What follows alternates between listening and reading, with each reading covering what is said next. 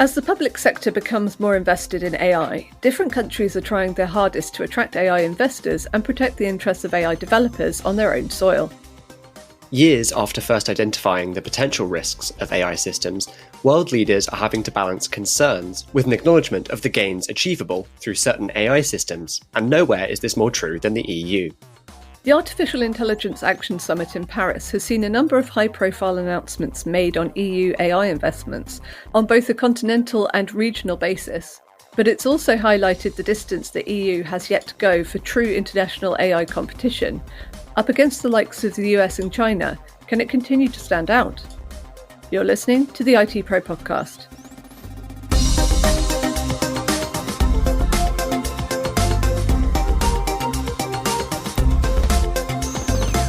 Hi, I'm Jane McCallion. And I'm Rory Bathgate. Today we're welcoming Nader Henein, Gartner VP Analyst, Data Protection and AI Governance, to discuss the finer details of EU AI and how public-private partnerships balance with its strong legal requirements for the technology. Nader, welcome to the show. Thank you for having me again. So the last time you were on the podcast, we spoke about the EU AI Act and the EU's risk-based approach to AI development. With the investment announcements made at the Paris summit this week, can we say that the EU has loosened its cautious approach to AI in the past year?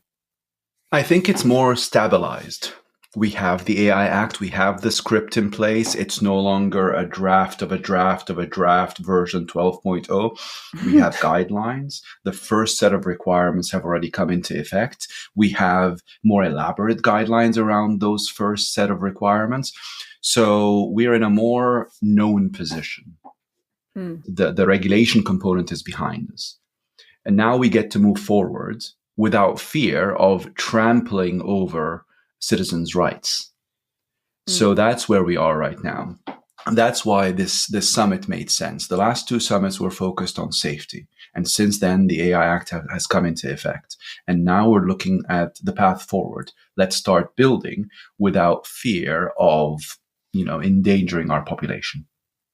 On that point of moving forward, one of the key messages from the summit has been greater focus on EU AI development, on sovereign AI. What does that actually look like? Is it an extension of data sovereignty, cloud sovereignty, or does it also come with added expectations on, say, AI model development and use?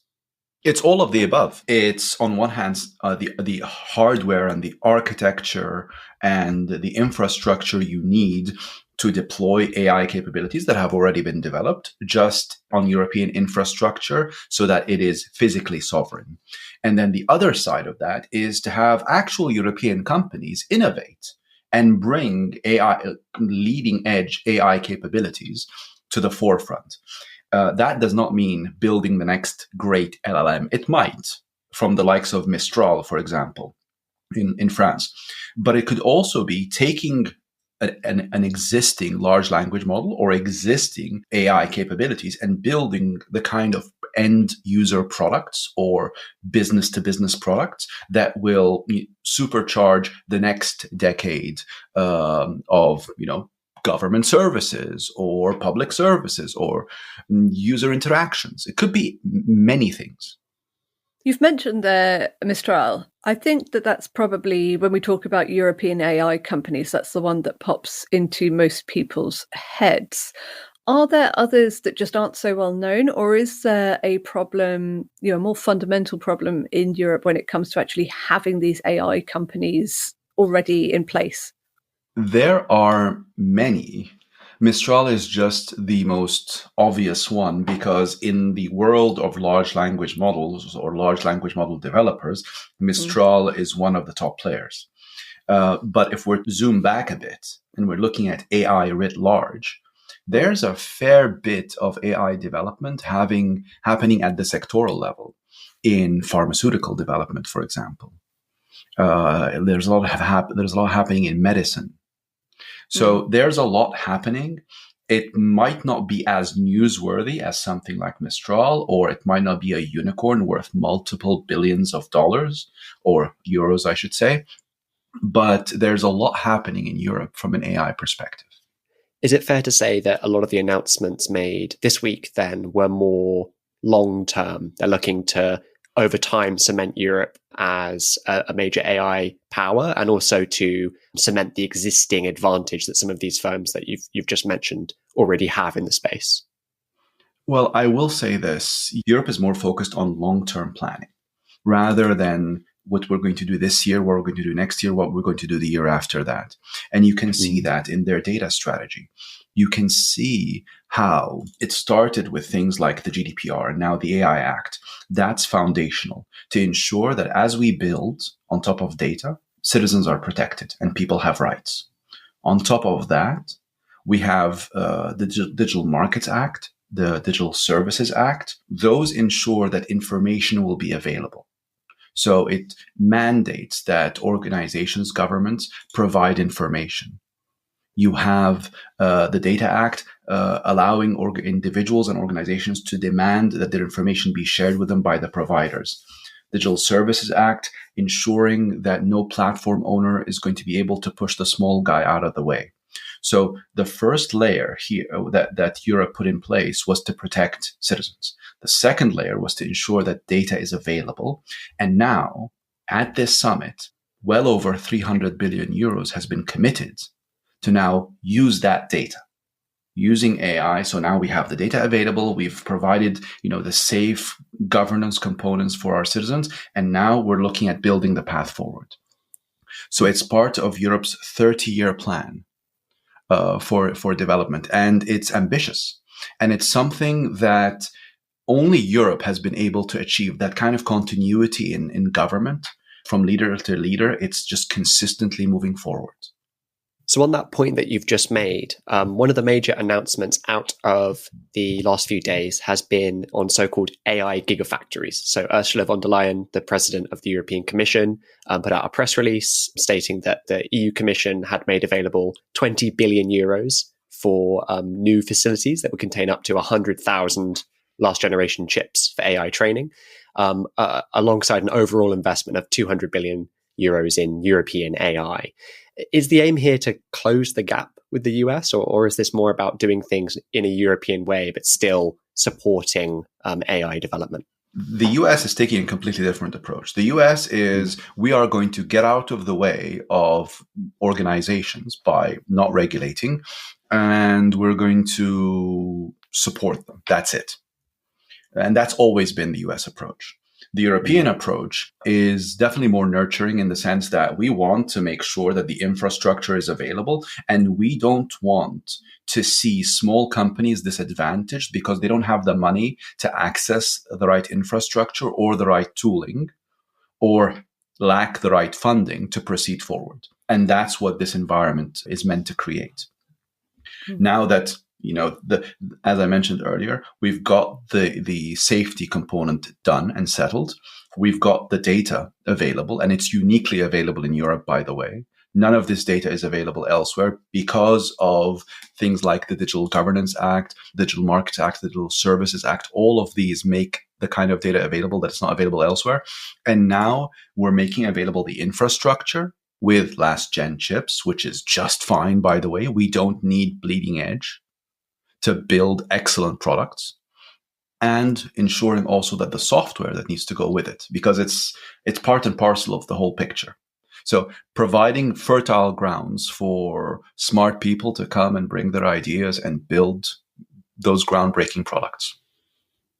Another announcement this week was the Invest AI initiative, which von der Leyen described as CERN for AI, which sort of emphasizes the importance of close collaboration between public and private sectors, giving, as you say, smaller organizations the chance to produce large AI models. Is, in your opinion, the EU moving towards open source AI more directly, or is it just a kind of, if you build it, they will come for European AI researchers and companies? Both. I think it's, on one hand, obviously, if you build it, they will come. And that's very true. If you provide an excellent place to incubate new AI businesses, they will come to you. But there's the other side of it as well. How is it that we're going to support those companies once they do come to us?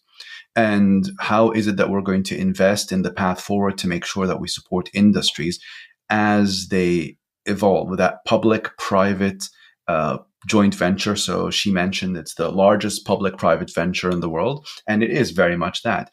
She also mentioned that it has a focus. She mentioned that it's focused on building AI-based solutions for critical infrastructure and government services, which is very important for the European Commission. On the French side, the investment in, I believe, 109 billion euros, I believe, that was focused on the ensuring that open source artificial intelligence solutions are available and permeate, that it's not all closed source, that it's not all limited. And that's also very important.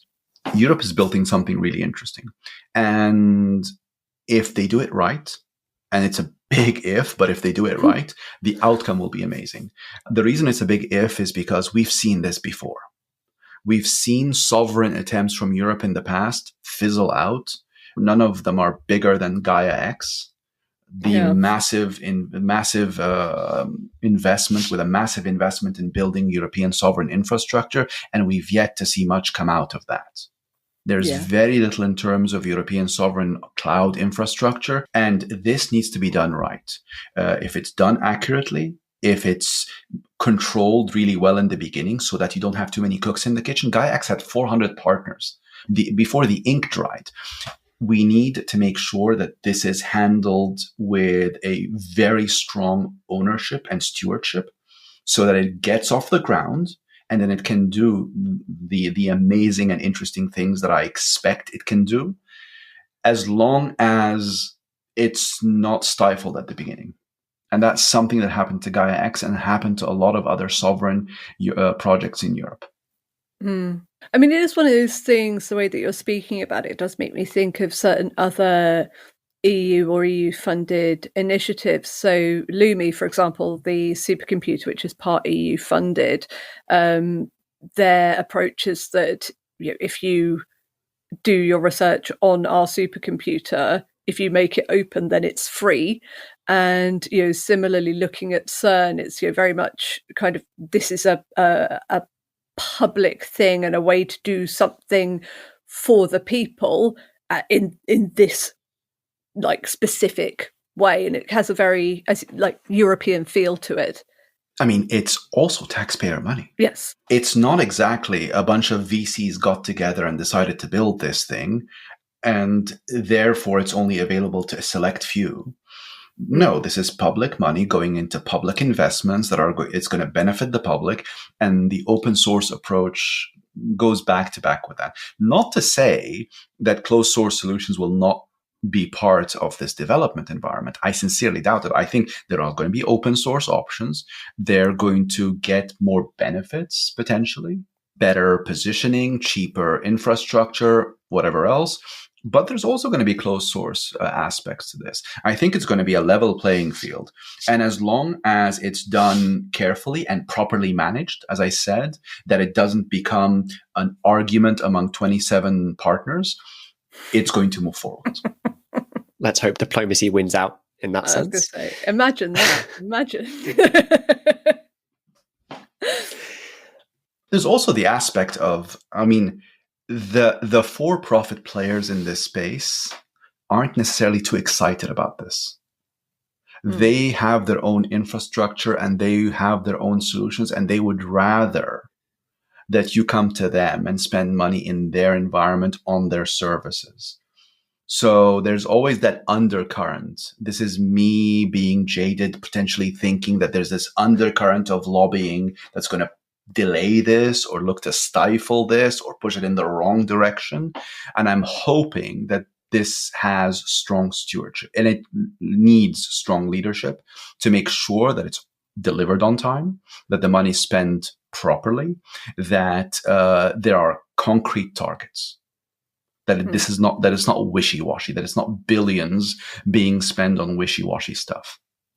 It's an interesting point you've just made on the private AI developers in this space and how they might feel about this. I mean, looking at the US, we've just had the Stargate announcement last month with OpenAI looking to build a vast amount of training infrastructure in the US. And alongside that, in direct competition, you have xAI, which is looking to radically expand its Memphis data center. I think they're aiming for 1 million chips now in its Colossus supercomputer cluster.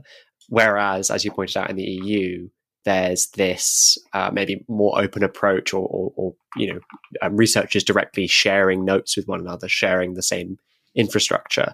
We've just done 2 episodes on DeepSeek, so I don't necessarily want to rehash some of the same discussion points there, but it strikes me that there's an interesting parallel here with China as well, isn't there, where you have the US with very much siloed approaches to AI, people working in direct competition with one another. The EU is proposing this more open approach with shared infrastructure, shared notes, shared research. Is that similar to China's approach in that there's quite significant government overreach, data that's maybe mandated to be shared between companies, and that has led to breakthroughs such as DeepSeek?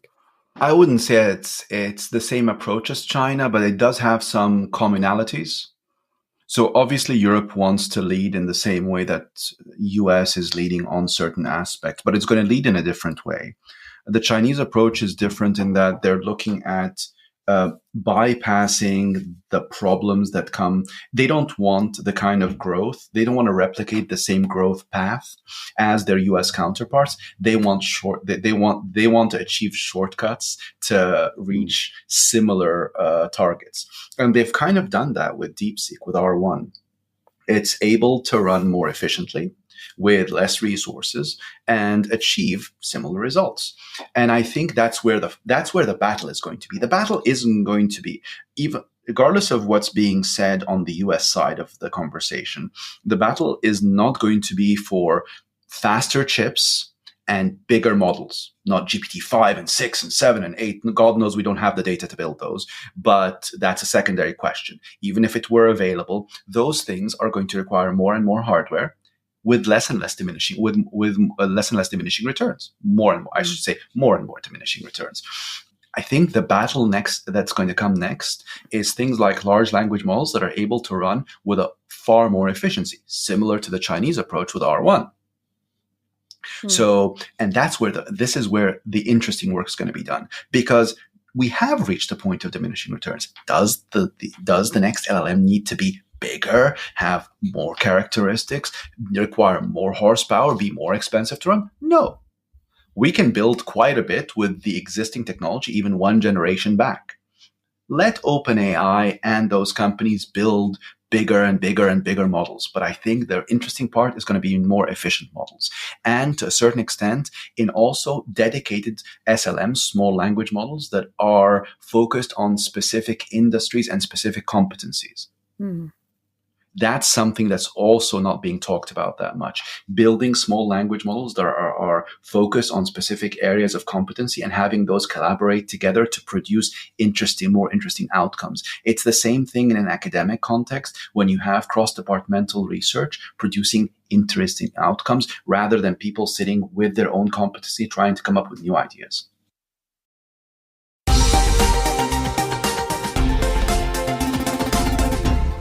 It wouldn't be an international conference without at least one dust-up. And on this particular occasion, it's the UK and the US walking away from the Paris AI Declaration. The Vice President of the United States, J.D. Vance, said that there was excessive regulation being proposed. Now, admittedly, this seems to have hinged on the AI Liability Directive, which the European Commission has since withdrawn. But is this still, a sign of a rift between the US and EU, or is it just classic politicking in front of the cameras? I don't think it's a rift. This is very much consistent with the last 20 years of debate. I think it's a bit odd because I understand when the US said we are not going to regulate AI. We're going to get out of the way of our innovators and we're going to let them do what they do. But that's at the federal level. The US is very complex. At the federal level, they may choose not to pass any regulations. But we already have New York, California, and Colorado who have passed AI laws. Texas proposed an AI legislation that, dare I say, has carbon-copied components of the AI Act. And before the end of this legislative session, we're going to have 5, 6, maybe a dozen states with AI laws passed in the same vein as the AI Act. So even if the US federal government is saying we're not going to regulate and we are against this regulation, the US states have that independent capacity to introduce regulation, and they have and will do so. So what ends up, even if the US federal government decides we're going to get out of the way and do nothing in terms of AI regulation and safety, we're going to end up with 50 different laws, one from each state. Best case scenario, by the way, 50 different laws. We're seeing multiple laws pass at each state level. But best case scenario, we have 50 different laws from 50 different states. And Ursula said it was very nuanced yesterday. She made a comment, a throwaway comment in her speech, that you have 27 countries with one piece of legislation, one set of rules. And the fact of the matter is, for any business and for any outsider looking in, the US is going to be one country with 50 different laws. Even if the federal government gets out of the way. In fact, if the federal government had introduced AI regulation from the very beginning, there's a good chance that most states would have said, that's what I'm going to follow. In the same vein as HIPAA, protecting private healthcare information, personal healthcare information, and in the same case as GLBA, protecting financial data. So when it comes to the US, from a US perspective, I believe when you're the leader, you're not inclined to give anyone an advantage by limiting your options. Signing an agreement. And in the case of the UK, I think it's more of a matter of not being able to afford to limit one's options. Interesting point on the UK there, with the government having announced a lot of support for AI in the last few months, and indeed being quite public about trying to attract AI investment, improve the UK's AI compute picture. Does that put the UK somewhere between the US and the EU here? Is it a matter of just keeping all of our options open at the moment to not kind of shut the door on potential investment? Until I see pounds and pence backing up those statements, it's hard to tell. Because up until that point, it's an unfunded mandate. Until I see taxpayer money going into these initiatives with a clear on who's going to lead them, what are they intended to do, with a bit more detail, it's hard to tell. Let's talk a little bit about the EU AI Act. Is it still an effective measure for enforcing a baseline level of compliance from big tech companies, regardless of where they're based? So, an EI equivalent to GDPR, which really does lay down the law for anybody wanting to do something with EU residents' data? Or is it just going to be maybe not a damp squib, but something that is just related to the EU and that's it? No, it definitely has a very, very broad reach. In fact, I think over the next year, I'm going to be proven right, and that it's going to be a lot more than what the GDPR did. It's going to mean a lot more to companies than what the GDPR did, because it's fairly nuanced, but it's also fairly complex. It seems simple on its face. You just have to, for organizations, for vendors, they need to list the capabilities in their products that are AI enabled, define the purpose, the intended use, outline any potential misuse, and then risk score them. And then their clients will look at those things and use them to also risk assess and proceed. And it seems very simple, but the problem is the amount of legacy that we have to deal with. Big organizations, big vendors have thousands of products that have AI-enabled capabilities built into them that have been developed over the past decade. Organizations, same thing. The average large organization has 500, 600 applications. Each application, if it didn't have AI 2 years ago, it has AI now because it's very fashionable. But organizations are going to have to look at all of this and start to pick out, okay, where are the AI capabilities that I'm using? I need to pick up the phone and speak to the vendor, because there's not a piece of software that can scan my SaaS solution and tell me that, oh, this SaaS solution you're using, this CRM in the cloud that you're using, it has 26 AI-enabled features, of which 6 are high risk. So you better pay attention to those and get a bit more detail. Nothing's going to do that for you. You have to pick up the phone and speak to the vendor and And vendors right now are extremely nervous answering those questions because they are worried if I say too much, I'm going to end up having to support what I say. If I say there are six high-risk features, I'm going to have to provide an insane amount of transparency and support against those features. And that has an impact on my bottom line. But it's important. It's important. The reason it's so hard is because it is maybe about a decade too late, but better late than never. And before, the horse has truly left the barn, but we're now, gotten another horse and we're chasing after it. I love it. I mean, is it one of those things we spoke earlier, or you spoke earlier, about sort of some of the smaller companies that we have in the UK and the EU that are focused on a specific area? There's one that I happen to know of called Bone Expert that is an AI that just focuses on analysing like X-rays and MRIs. Are those guys, when it comes to the EU AI Act and anything similar that comes in the UK, are they going to be at advantage because they are so focused that it's like, right, well, this is what our thing does, rather than people who have chucked a bunch of AI, sprinkled it over everything and been like, we're an AI company now. This documentation service has AI. And they're possibly going to fall foul of what's coming along the line. They're absolutely going to be in a much better position if they're focused, and if they've built their own AI capabilities, they can easily parse them and say, this is high risk or not. And honestly, the AI Act is focused on AI capabilities that endanger the safety of individuals, whether directly by making decisions, who gets hired, who doesn't, who gets admitted to university, who doesn't, or indirectly, let's say the safety component in a self-driving vehicle. So that's what the EU is focused on. Yeah. Something that looks at bone MRIs or X-rays and identifies hairline fractures or problems that doctors didn't see is unlikely to be in any way regulated heavily under the AI Act. And the work they would have to do is minimal. Yeah.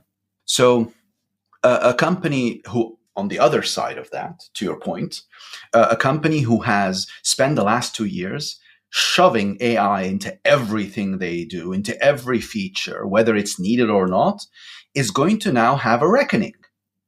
Because every feature that's AI enabled that you add to your product is another feature that your customer is going to have to assess, another feature you have to document and provide transparency over. And if it's high risk, it's going to cost the customer a lot of money to actively manage moving forward. Yeah. We spoke a little bit earlier about small AI models, small language models, and also about more efficient hardware.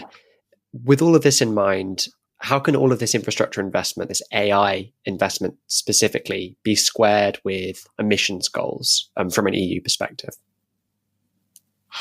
I think it can be squared by focusing on goals, end results. So if somebody comes say, I want money and I want space in your infrastructure to do what? What is the goal?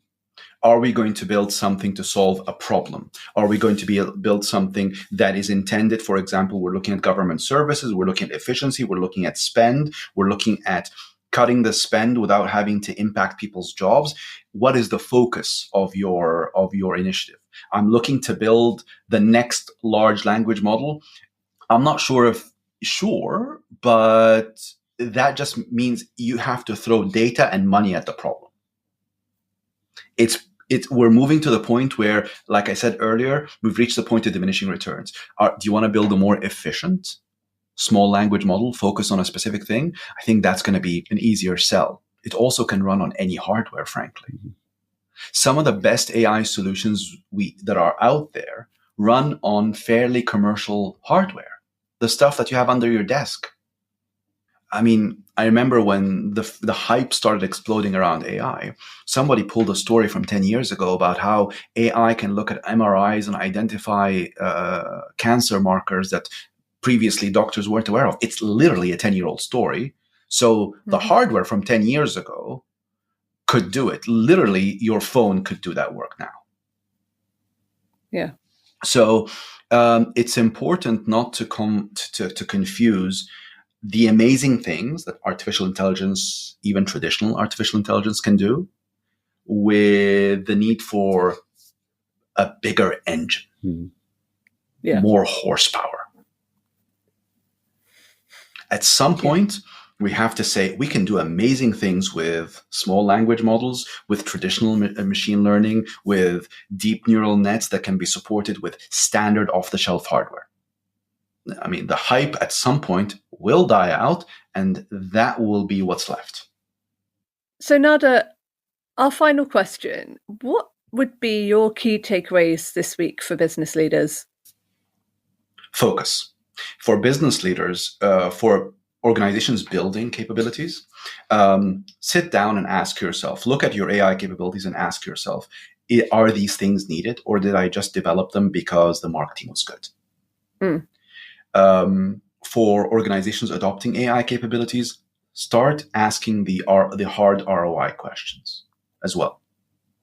We need to invest in AI, but if we invest in things that have no conceivable way of returning benefit to the organization, what's going to happen is at some point, the chief financial officer is going to show up and shut all this stuff down.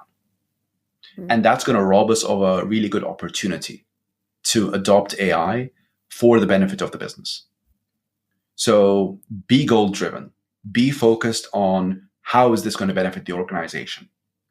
Do not blindly adopt AI capabilities because there's a mountain of pressure. Take your time. Nothing's going to happen. You're not going to miss the bus. There's plenty happening out there that is very, very interesting and can really benefit your business. But be selective and take the time to look at things and ask yourself, how is this going to help my business? How am I going to measure it? And if you're not sure, run limited pilots and take it from there. But let's stop the craze and the hype. There's going to be a lot of tears. There's going to be a lot of ashes from startups that went nowhere. AI startups trying to tell you the best dog food to feed your dog and stuff like that. There's a lot of stuff out there that is just nuts. And I do not understand. I mean, it's like the late 90s with VCs spending billions into, shopping software that was going to sell detergent. Anyway, just be focused, because it would be a shame if all of this hype ended up leading us to another AI winter. Yeah. Well, unfortunately, that's all we have time for today. But Nader, thanks so much for joining us. Thank you. Thank you for having me. And I look forward to being asked to come again if I haven't put all your audience to sleep. As always, you can find links to all of the topics we spoke about today in the show notes and even more on our website at itpro.com. You can also follow us on LinkedIn, as well as subscribe to our daily newsletter. Don't forget to subscribe to the IT Pro podcast wherever you find podcasts. And if you're enjoying the show, let us know by leaving a rating or a review.